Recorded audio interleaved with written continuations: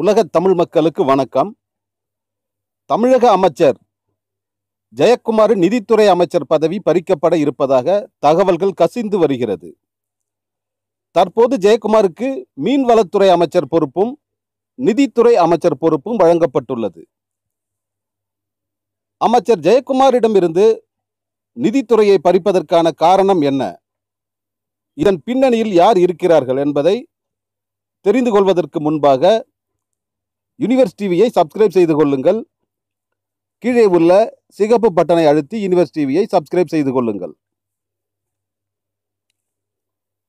அதிமுகவின் துணை பொதுச் செயலாளர் டிடிவி தினகரனுக்கு எதிராகவும் அதிமுக பொதுச் செயலாளர் சசிகலாவிற்கு எதிராகவும் கருத்து கூறியிருந்தார் அமைச்சர் ஜெயக்குமார். இது அப்போது பரபரப்பாக பேசப்பட்டது.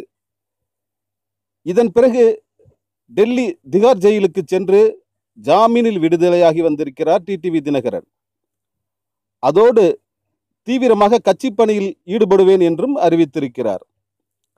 இதனால் முதலமைச்சர் எடப்பாடி பழனிசாமி அணியில் டிடிவி தினகரன் ஆதரவு கோஷ்டியும் டிடிவி தினகரன் எதிர்ப்பு மோதிக்கொள்ளும் சூழ்நிலை உருவாகி இருப்பதாக கூறுகிறார்கள். டிடிவி தினகரன் அதிமுகவை தனது கட்டுப்பாட்டுக்குள் கொண்டு வர பல அதிரடி திட்டங்களை செயல்படுத்த இருக்கிறார். முதல் நடவடிக்கையாக அமைச்சர் ஜெயக்குமாரின் நிதித்துறை அமைச்சர் பொறுப்பு பறிக்கப்பட உள்ளது. அமைச்சர் ஜெயக்குமார் மீன்வளத்துறையை மட்டும் கவனித்துக் கொள்ளும்படி முதல்வர் எடப்பாடி பழனிசாமி கூறுவார் என்று அதிமுக வட்டாரத்தில் பேசப்படுகிறது. மேலும் ஓபிஎஸ் அணியிலிருந்து யார் வந்தாலும் ஏற்றுக்கொள்வது என்றும், ஆனால் ஓபிஎஸ்ஐ மட்டும் சேர்த்துக் கொள்ளக்கூடாது என்றும் டிடிவி தினகரனும் எடப்பாடி பழனிசாமியும் தீர்க்கமாக முடிவெடுத்திருப்பதாக கூறுகிறார்கள்.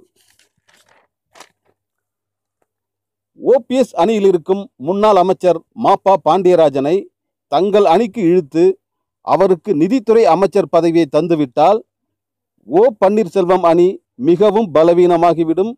பிறகு ஓபிஎஸ்ஸுடன் இருப்பவர்கள் ஒவ்வொருவராக வந்துவிடுவார்கள் என்றும் கணக்கு நகர்த்தி வருவதாகவும் பேசிக்கொள்கிறார்கள்.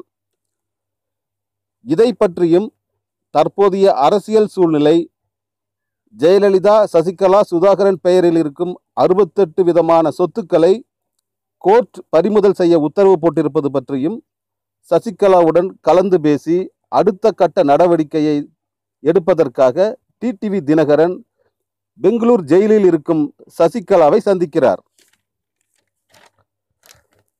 டிடிவி தினகரன் சசிகலா சந்திப்புக்கு பிறகு பல அதிரடி நடவடிக்கைகள் தமிழக அரசில் அரங்கேற இருக்கிறது. டிடிவி தினகரனின் அதிரடி நடவடிக்கை என்ன, அமைச்சர் ஜெயக்குமாரின் நிதித்துறை பறிக்கப்படுமா என்பதை பொறுத்திருந்து பார்ப்போம். யூனிவர்ஸ் டிவியை சப்ஸ்கிரைப் செய்து கொள்ளுங்கள். கீழே உள்ள சிகப்பு பட்டனை அழுத்தி யூனிவர்ஸ் டிவியை சப்ஸ்கிரைப் செய்து கொள்ளுங்கள்.